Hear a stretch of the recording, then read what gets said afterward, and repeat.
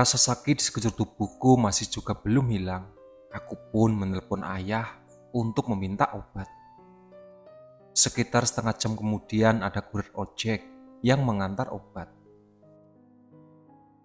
Bergegas aku meminumnya dan istirahat di kamar, menonton film series Amerika kesukaan.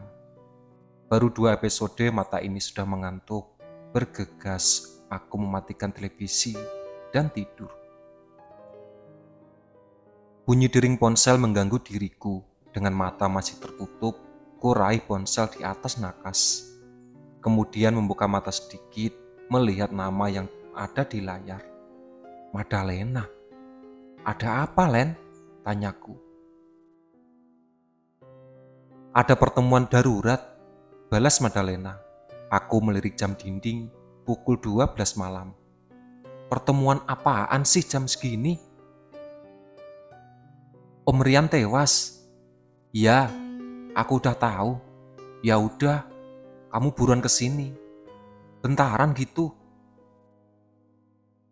Aku menutup telepon, rasanya malas sekali pergi ke sana. Apalagi dengan kondisi tidak enak badan. Aku bangkit dan pergi ke kamar mandi untuk mencuci muka. Setelah itu, mengganti baju dan mengambil jubah merah di dalam lemari. Pintu kamar terbuka. Kamu mau berangkat, El? Tanya ayah. Iya, ayah juga mau pergi. Enggak, ayah males ngobrolin masalah Rian. Sama sih, tapi gimana lagi kalau aku nggak datang malah jadi bahan omongan. Emang kamu sudah sehat? Udah ya? Ya udah, hati-hati. Pertemuan langsung pulang. Iya. Ayah mengantarku sampai depan. Setelah pamitan, aku berangkat ke lokasi pertemuan. Di sebuah gedung perkantoran di pusat kota Jakarta. Sesampainya di sana, Madalena sudah menunggu di lobi. Malam bener sih, keluhku. Gak tahu deh, sautnya. Kami pun masuk ke dalam lift. Gimana ceritanya Pak Rian bisa tewas, Len? Tanyaku. Besok deh, aku ceritain. Panjang soalnya. Tapi, kamu ada di sana kan? Ada, tapi Pak Rian pengen lawan mereka sendirian. Itu pipi kenapa bisa lebam gitu? Kerjaan si Gilang, dia nampar aku berkali-kali. Kok bisa? Makanya, besok aja aku ceritain. Oke deh. Pintu lift terbuka, kami pun melangkah ke satu ruangan pertemuan. Di dalam sudah ada layar besar menayangkan Mr. X yang sedang duduk di kursi. Ada alasan kenapa kami manggil Mr. X. Karena tidak ada satupun dari kami yang mengetahui identitas aslinya. Yang jelas, ia merupakan salah satu pendiri sekte ini bersama Haji Rofi dan kakek Ki Mangkujiwo. Bagaimana dengan Haji Rofi? Ucap Ansel, salah satu anggota sekte termuda. Selainku dengan Madalena, ia juga merupakan orang kepercayaan Mr. X. Dia sudah saya amankan, seperti ia masih terpukul dengan kematian Rian, balas Mr. X. Saya bingung, bagaimana Rian bisa kalah sama anak kecil? Tanya Mas Cakra, salah satu anggota sekte berjubah merah sama denganku. Dia bukan anak biasa, saut Madalena. Coba kamu ceritakan, perintah Mr. X. Madalena bercerita kalau Gilang tidak mempan di resep, bahkan ritual darah yang ia lakukan pun gagal membunuhnya. Menarik. Saya jadi ingin mencobanya, komentar Cakra. Sebaiknya jangan remehin dia, ucapku. Apa kamu pernah ketemu sama dia, El? Belum, tapi ngedenger dia bisa ngalahin Pak Rian, berarti kemampuannya cukup tinggi. Bener kata Grisel, kamu jangan meremehkan mereka, saut Mr. X. Saya tidak mau kehilangan anggota lain. Baik Tuan, balas Mas Cakra. Sekarang kita harus bersiap-siap, kabarnya Gilang sedang kritis di rumah sakit. Itu memberi kita waktu untuk mengumpulkan kekuatan. Sekarang, carilah tumbal sebanyak-banyaknya agar kita siap menghadapi pertarungan berikutnya, ucap Mr. X. El, besok kamu dan Cakra harus pergi untuk memasang kandang jin. Lokasinya nanti saya infokan. Sementara yang lain, fokus memberi makan peliharaan masing-masing agar bertambah kuat, sambungnya. Baik, sautku. Pertemuannya cukup sampai di sini. Nanti ada pertemuan lanjutan untuk merencanakan langkah di depan. Layar berubah menjadi hitam. Aku pun bangkit sembari menghela nafas, lumayan kesal. Sudah datang jauh tapi pertemuannya hanya sebentar. Ditambah mendapatkan tugas untuk memasang kandang jin. Pusing, harus mencari penjaga kandangnya. Tunggu El, Madalena berlari menghampiri. Kami pun turun ke lobi. Aku dapat info kalau area itu yang ada ditutup. Tanyaku. Iya El, gak ada yang bisa masuk. Kamu tahu siapa yang menutup? Katanya sih jin dari Habib itu. Habib? Iya, Gilang bawa Habib. Nah, si Habib punya 3 penjaga dari Arab. Pantesan Pak Rian kalah. Pintu lift terbuka, kami melangkah keluar. Kamu mau langsung balik, El? Iya, aku ngantuk banget. Oh, oke. Aku pun pulang ke rumah. Keesokan harinya Madalena mengajakku sarapan di luar. Ia memilih restoran pinggir di jalan. Aku sempat menolak tapi dia memaksa untuk makan di sana. Perasaan ini mengatakan ia sedang merencanakan sesuatu. Setelah terjebak macet selama setengah jam, mobilku akhirnya sampai di depan restoran. Terlihat Madalena sedang duduk sembari menikmati segelas kopi. Pakaiannya serba hitam di tengah sinar matahari yang agak panas.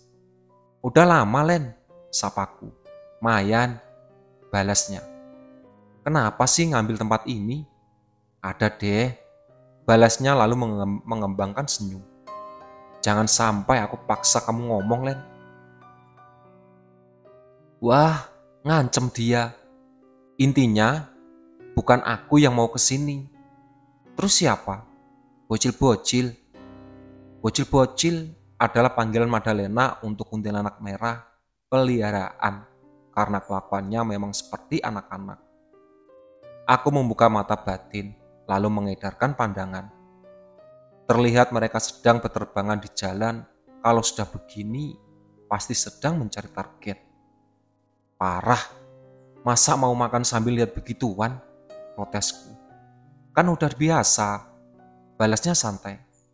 Biasa sih biasa, cuma lagi males aja ngelihatnya. Gak usah dilihat El, cuekin aja. Tetap aja kelihatan. Drama banget. Biasanya aja gak kenapa-napa. Seorang pelayan datang menghampiri meja. Kami pun memesan beberapa menu sarapan. Tak berselang lama salah satu kuntilanak merah peliharaan Madalena datang menghampirinya. Sudah waktunya, ucapnya singkat. Madalena mengambil sesuatu di dompetnya, selembar uang 100.000. Uang itu akan diberi mantra yang akan menjebak calon tumbalnya. Cara seperti ini terbilang standar dalam dunia pertumbalan, biasanya disebut uang pancingan. Uang itu menghilang, pasti sudah berpindah di tengah jalan. Kini hanya tinggal menunggu waktu siapa yang akan terkena jebakan. Tak perlu menunggu lama seorang ojek online berhenti di tengah jalan untuk mengambil uang tersebut. Aku sudah bisa menebak apa yang akan terjadi selanjutnya. Sebuah mobil dengan kecepatan tinggi menabrak tubuhnya hingga terpental beberapa meter. Ia pun tewas seketika. Di saat bersamaan, uang 100.000 tadi muncul di atas meja dengan sedikit noda darah. Madalena menyentuh darah itu, lalu menjilatnya, sementara anak buahnya sedang makan besar, menjilati darah yang berceceran di jalan. Begitulah cara mudah memberi makan jin peliharaan tanpa perlu mengeluarkan modal. Aku berdiri di balkon sembari menikmati segelas kopi hitam. Ting, ada pesan masuk dari Mr. X. Ia bilang kalau aku dan Mas Cakra harus memasang kandang jin malam ini. Lokasinya sudah ditentukan di salah satu perempatan di Jakarta Pusat. Bergegas aku menghubungi Mas Cakra, lalu ia mengajakku bertemu di markas. Sekitar pukul 10 siang aku pergi ke markas. Mas Cakra sudah menunggu di ruangan rahasia. Ruangan ini biasanya kami gunakan untuk rapat secara astral. Biasanya kami hanya duduk saja sementara Sukma saling bertemu di dunia astral untuk membicarakan rencana rahasia. Aku membuka pintu. Mas Cakra sudah duduk di kursi. Sebenarnya aku bisa masang sendiri loh mas, ucapku seraya duduk. Mr. X mengubah rencana. Dia minta kandang jin yang super besar. Besar? Emang dia minta berapa nyawa? Sekitar 50 nyawa per tahun. Hah? Banyak amat? Jujur, aku terkejut mendengarnya. Apa Mr. X nggak cerita rencana sama kamu, El? Enggak. Jadi dia pengen kita masang beberapa kandang di satu jalan itu. Jelas Mas Cakra. Loh, bukan cuma di perempatan aja. Bukan. Oh, terus Mas sudah punya calon buat jadi pemimpin kandangnya? Belum. Mr. X bilang biar kamu yang cari. Saya nggak punya calon buat kandang segede itu, Mas. Mr. X bilang, kamu kenal sama Ki Panca. Iya, katanya coba tanyain dia. Oke. Aku dan Mas Cakra duduk bersila di lantai. Kemudian tubuh astral alias Sukma kami keluar dari tubuh. Sukma kami melayang buana ke sebuah gunung di Jawa Barat. Kami berdiri di depan gubuk, tak lama kemudian pintu gubuk terbuka. Seorang kakek berpakaian serba hitam dan membawa tongkat kayu keluar dari dalam gubuk. Ia adalah Ki Panca, sosok yang cukup dekat dengan kakek. Kamu datang sendirian, ucapnya. Berdua Ki, padahal Mas Cakra ada di sebelahku. Maksud saya, Nyi Ambar tidak ikut. Tidak Ki, dia sedang sibuk. Padahal saya ingin berbicara dengannya. Saya dengar tempatnya sudah dihancurkan. Iya, makanya dia sekarang lagi sibuk memindahkan anak buahnya. Jadi, apa tujuan kalian datang ke sini? Kami mau cari makhluk yang bisa jadi pemimpin kandang jin. Makhluk seperti apa? Yang penting kuat Ki, soal kandang besar dan ada di tengah kota. Kalau mencari yang kuat itu banyak. Hanya saja sulit mencari yang mau dipindahkan ke sana. Harus ada jaminan besar. Kalau tidak, mereka bisa berontak. Benar juga, kalau sampai berontak bisa bahaya. Akan memakan banyak korban dan sangat rawan ketahuan. Berarti cari yang mau saja dulu Ki, balasku. Baiklah. Ki Panca membenturkan tongkatnya ke tanah. Sesaat kemudian terdengar suara burung gagak bersautan. Ada ribuan burung gagak bermata merah berterbangan dari dalam hutan. Diikuti wanita yang sedang berjalan dengan anggukan ke arah kami. Ia mengenakan kebaya hitam dengan rendah berwarna emas. Lengkap dengan kain jarik hitam, aku bisa merasakan energi yang kuat dari sosok ini. Dia melirikku seraya menggambarkan senyum. Kubalas senyumannya, lalu mengenalkan diri. Namanya Dahayu, salah satu pemimpin pasukan kuntilanak di hutan ini. Jujur, baru pertama kali melihat kuntilanak yang memiliki bentuk sangat mirip dengan manusia.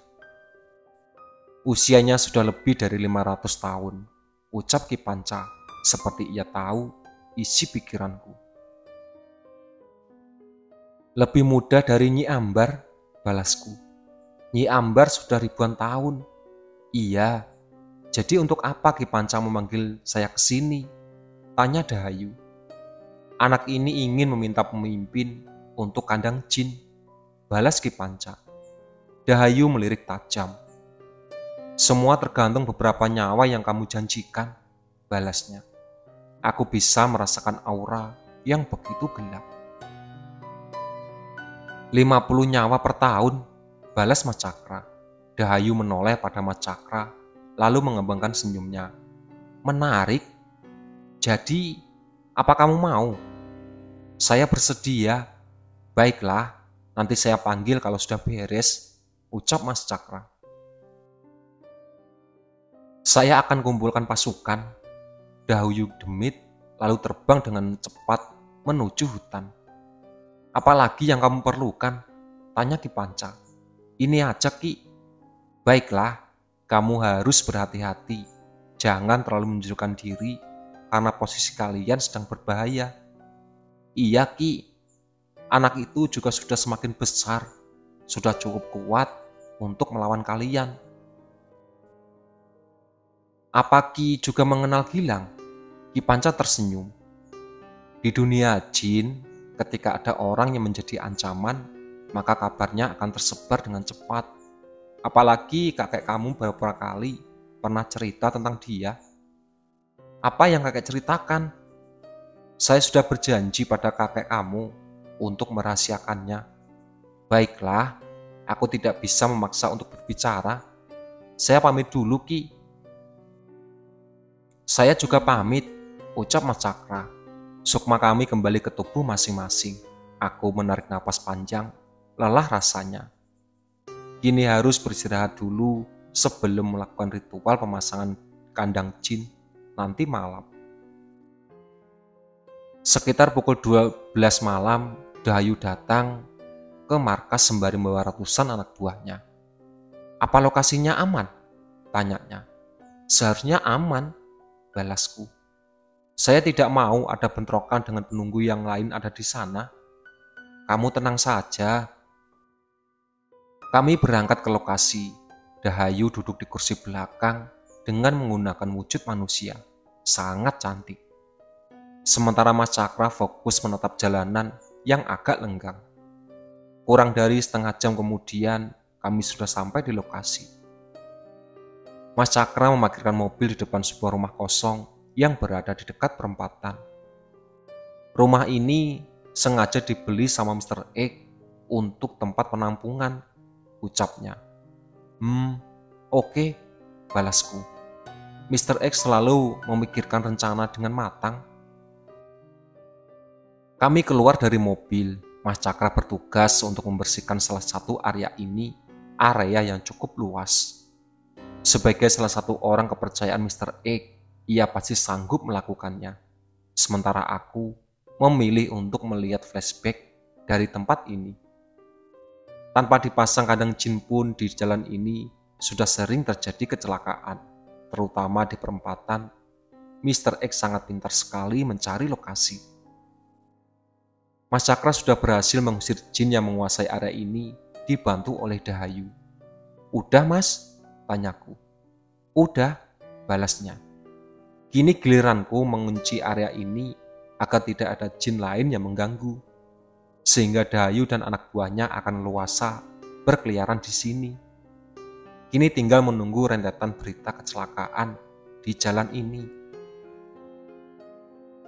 Itulah sahabat cerita dari Sekte Para Pencari Tumbal. Ditunggu part selanjutnya. Oke.